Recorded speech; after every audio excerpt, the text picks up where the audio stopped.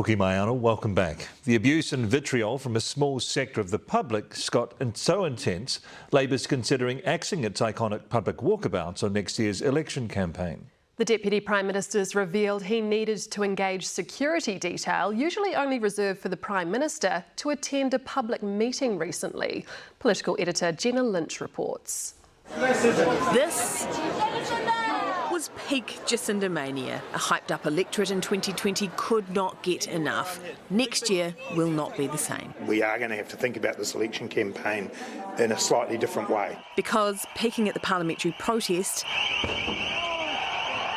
politicians are increasingly the target of abuse and threats. It seems to have a different, more violent nature. Recently, the Deputy Prime Minister took the unusual step of taking the Prime Minister's security detail, the DPS, with him to an event in Northland where these protesters, paired with Lamingtons, that's a little treat for Mr Robertson, is it? Yeah? disrupted Robertson's meetings, Democracy in action. followed him to a hotel, even blockaded the airport. Newshub understands Robertson needed to be driven onto the tarmac and board directly from there. Screaming and yelling at me that I was a paedophile and various other revolting things.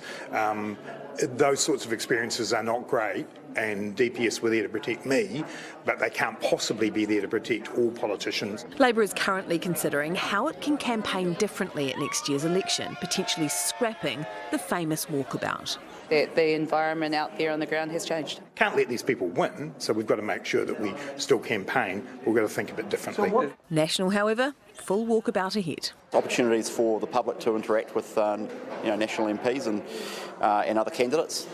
We certainly have no intention to make any change.